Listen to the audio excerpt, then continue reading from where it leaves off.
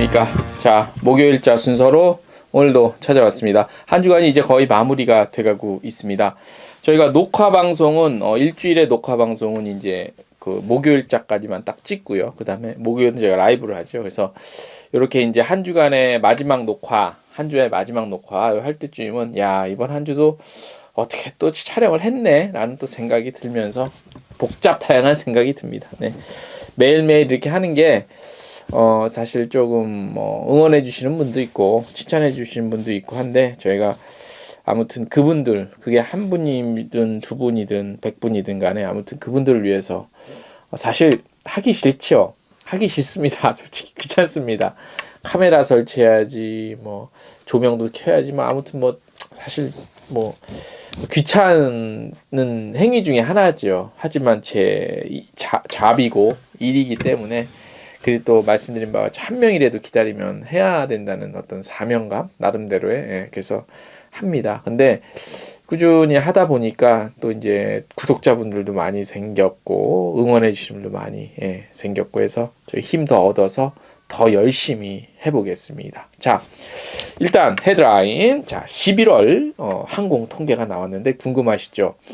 많이는 아닌데 전반적으로 상승 추세는 계속되고 있어요. 그거 얘기해 드릴 거고, 트립닷컴이 올해 여행 트렌드 분석했고, 지금 오미크론? 네, 오미크론 때문에 항공 다시 좀 임시적으로 걸어 잠궜는데 에어부산은 부산이랑 괌 노선 운항을 유지한다고 하고요. 스리랑카죠. 인도양인가? 네, 인도양의 휴양지라고 해도 되나? 모르겠는데 아무튼 스리랑카가 외래객 대상 전면 개방했고, 티웨이 항공은 A330 국내선 예약 오픈했고요. 샌프란시스코에서는 내년 1월 말까지 일루미네이트 빛의 축제가 지금 화려하게 이제 열립니다. 아시아나항공은 최고 기내 서비스와 승무원상을 수상했고요. 퀸즐랜드 주관청은 한겨울밤의 푸른 산호초라는 이름의 이벤트, 환경보호 같이 하는 그런 이벤트를 지금 하고 있다는 소식들이 들어와 있습니다. 코로나가 아무리 번져도 세계는 곳곳에서는 이렇게 잘 돌아갑니다. 샌프란이면 샌프란, 퀸즐랜드면 퀸즐랜드. 인류의, 그리고 인간의 어떤 라이프는, 생활, 그다음에 그 삶은 계속되고 있습니다. 저희 트래블 데일리 뉴스도 계속해서 될 겁니다. 네. 자, 12월 9일 목요일자 순서 시작하겠습니다. 네. 자, 말씀드린 바와 같이 11월 항공 통계를 저희가 좀 분석을 해 드릴게요. 제가 말씀드리는 것 중에 와중에 계속해서 도표가 나갈 거니까 그걸 한눈에 보시면 이해가 더 쉬우실 겁니다. 네. 11월 운항편을 보니까 작년 11월 대비 9.3% 증가했고, 운항편은, 따라서 여객수도 16.1%가량 증가했습니다. 작년 요맘때 대비해서 어쨌든 늘어나고는 있어요. 국제선 운항편은 10월 11,000여 명에서 11월 11,600에서 1,800, 조금 거의 운항편은. 그렇지만 그 여객수도 소폭 늘었어요. 소폭 늘었는데 한 6만여 명 정도, 6만 한 5천 명 정도 늘었어요. 국제선 10월 대비, 전달 대비. 그래도 이게 어딥니까? 자, 올해 1월부터 전반적인 추세를 살펴보면 보시는 바와 같이 증가세는 확실해요. 지난 1월 국제선 여객수는 1월에 국제선을 몇 명을 탔냐면 21만 명 정도 탔어요. 21만 명. 근데 11월은 한 10만 명이 늘어났어. 예. 자, 올해 1월 국제선 21만 명인데 11월은 10만 명이 늘어나서 30만여 명이야. 그렇게 되고, 그 국내선 여객수 역시 국내선은 1월에 145만 명이었는데 2배가량 늘어서 300만 명을 뛰어넘었어요. 국내선은. 그래서 어쨌든 1월 대비 11월 국제선 국내선 2배가량, 국제선은 2배가량은 아닌데 아무튼 그 정도 늘었어요. 그래서 국제선 여객수는 36만 9,475명이에요. 요 11월 국제선 여객수 36만 9천여 명은 코로나 팬데믹이 본격적으로 시작된 그러니까 작년 3월에 60만 명이었다가 4월에 그냥 바로 15만 명으로 폭락을 해버렸거든요. 그러니까 2020년 4월 15만 명 이후에 조금씩 늙고 줄고 하다가 팬데믹 이후에 가장 많은 숫자예요. 36만 9,475명. 예, 그렇게 이해를 하시면 될 것 같습니다. 그런데 12월은 11월보다 좀 안 나올 것 같아. 왜냐하면 취소하는 것도 있고 이 오미크론의 일시적인 영향 때문에 12월은 그렇게 많이는 안 나올 것 같아요. 네. 그냥 제 예상인데 어쨌든 11월 국적사 공급석은 415만 8천석 정도 되고 운항편은 2만 5천여 편, 여객수는 349만여 명 이렇게 됐고요. 외항사는 좀 생략을 하고 여객수가 외항사를 이용한 게 한 17만 6천여 명 정도. 네, 17만 6천여 명이고 특히 이번 달에 좀 특이한 거는 대한항공이 공급석도 제일 많았고 실어 나른 여객수도 제일 많았어요. 예전에는 공급석은 대한항공이 제일 많았는데 여객수는 기존에 보면 제주항공이 제일 많았거든요. 근데 11월은 대한항공이 휩쓸었어. 네. 자, 그래서 대한항공이랑 아시아나항 합병하면 어떻게 될까? 그렇게 되겠죠? 자, 그렇게 해서 11월 항공 통계를 봤습니다. 우리 업계 계신 분들 요 자료 통계에 관심 많으시죠? 네. 자, 저기 어디야? 트립닷컴에서 올해 여행 트렌드를 조금 분석을 했어요. 왜냐면 트립닷컴 같은 데서 이제 예약하거나 뭐 서치하고 이런 거 보면은 대충 나오잖아요. 그런데 그동안 여행자들이 좀 찾지 않았던 의외의 지역들, 세종, 밀양, 성주 같은 지역들이 이른바 대안여행지로 좀 떠오르고 있다고 합니다. 그래서 보고서를 보면은 국내 여행과 이른바 스테이케이션에 대한 수요가 급격하게 증가를 했다고 합니다. 2021년 유럽 지역의 국내 호텔 예약은 2019년 대비 200%, 2020년 대비 두 자릿수 이상 성장했다고 하는데요. 중국의 경우 2021년 주요 국경일 휴가 기간 동안 관광객의 49.1%가 같은 성내 여행을 선택한 것으로 나타났고요. 이 같은 추세는 국내 여행에도 잘 나타난다고 합니다. 트립닷컴에 따르면 2021년 국내 호텔 검색량은 작년 대비 43% 증가했고 2021년 국내 호텔 예약 건수는 작년 대비 약 78% 증가한 것으로 조사가 됐습니다. 여기서 눈여겨봐야 할 점이 있는데 무엇이냐? 작년과 비교해서 검색량에서 가장 큰 증가세를 보인 특정 지역이 있습니다. 요게 이제 조금 관심이 쏠리지.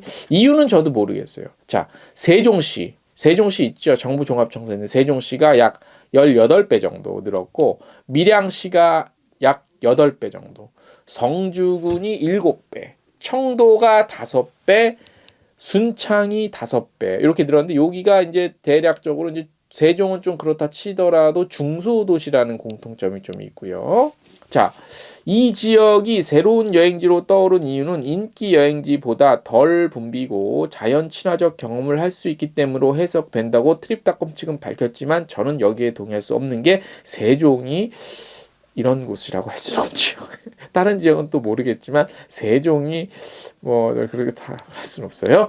자, 트립닷컴의 트렌드 보고서는 전 세계적 예약 트렌드 중 하나로 대안여행지를 꼽았는데 코로나19로 인해 억눌렸던 여행 욕구를 충족시키기 위해 여행객들은 낯선 여행지 탐험을 선택한다는 분석을 했고요.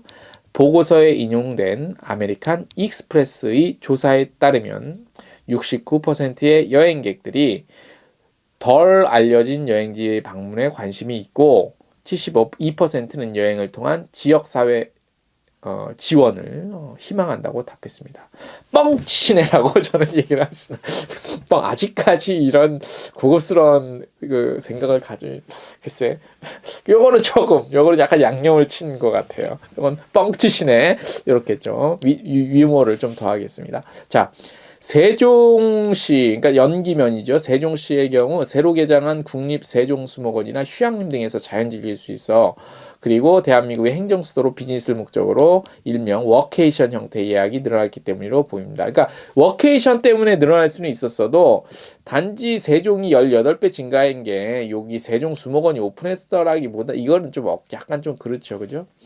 자, 올해 가장 호텔 수요가 많았던 지역은 서울이 1위고 그 다음이 서귀포, 그 다음에 제주시, 부산시, 인천시, 강릉시, 속초시, 여주시, 경주시, 대구시 이렇게고 대구시가 탑 10에 진입한 것이 이번이 처음이네요. 그리고 10개 지역에서 가장 높은 성장률을 보인 곳은 경주, 그 다음에 속초, 강릉입니다. 네.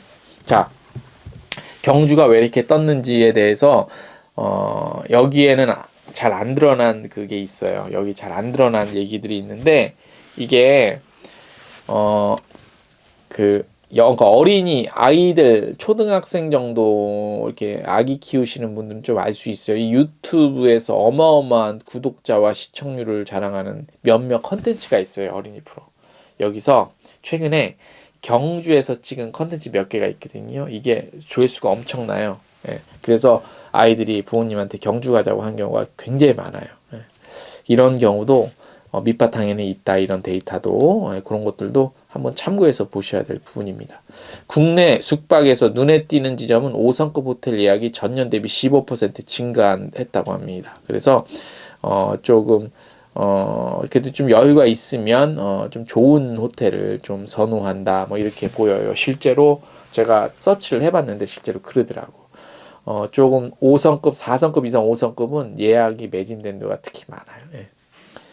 2021년 여행 트렌드 보고서도 미국과 영국, 일본을 포함한 주요 국가 여행자 70%가 2022년에는 지난 5년간보다 여행에 더 큰 비용을 지출할 것이며 공중위생과 안전규칙이 추가된 여행에는 더 많은 돈을 지출할 의향이 있다고 답했다고 합니다. 네. 이번 보고서는 저희 트래블 데일리 텍스트 뉴스 보시면 원문을 보실 수 있는 사이트를 저희 연결을 해놨어요. 그거 하시면 관심 있으신 분들 한번 들여다 보시면 될 것 같습니다. 네. 에어부산이 20개월 만에 운항을 재개했죠. 지난달에 부산이랑 괌 노선. 여기 근데 지금 오미크론 변이 때문에 뭐 조금 조마조마했는데 일단 에어부산은 요 노선 운항 중단 없이 예정대로 계속 운항을 하겠다고 밝혔습니다. 그래서 뭐 관광업계 회복 심리 움츠러들고 있고 그래서 뭐 일부 국제선 노선 운항 취소하고 있지만 에어부산은 계속 가는데 김포공항의 국제선이 지역사회의 노력으로 어렵게 열린 만큼 손실을 감수하며 운항을 지속해 지역 항공사로서 책임을 다하겠다고 합니다. 예, 에어부산 대단합니다. 또한 지방공항의 국제선 하늘길이 열린 지 불과 얼마 되지 않았고 오미크론 변이 바이러스의 심각성이 확인되지 않은 상황에서 운항을 중단할 경우 어렵게 열린 관광업계 회복 심리가 다시 위축되고 이로 인해 지역 경제의 침체가 지속될 우려가 있어서 오미크론에 대한 정확한 분석 결과 나올 때까지 예정대로 운항하기로 결정했다고 합니다. 이게 맞는 것 같아요. 예.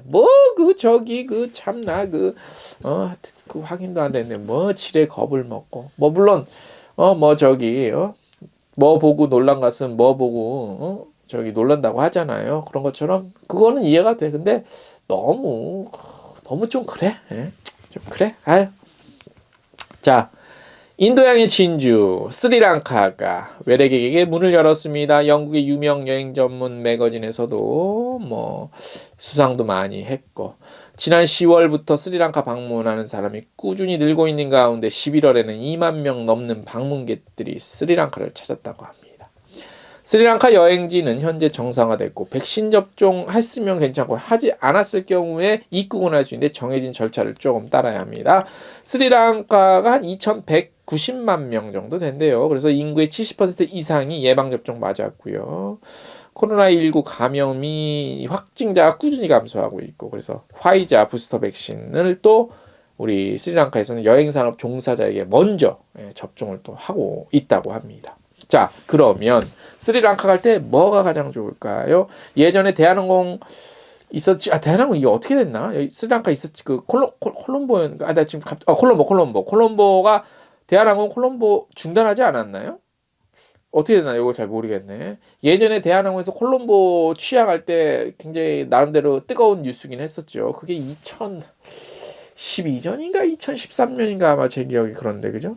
스리랑카 직항 항공편 스리랑칸 항공이 있습니다. 2021년 1월부터 주 1회 인천 콜롬보 노선 운항 중입니다. 네.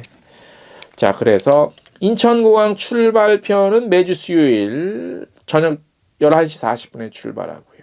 네.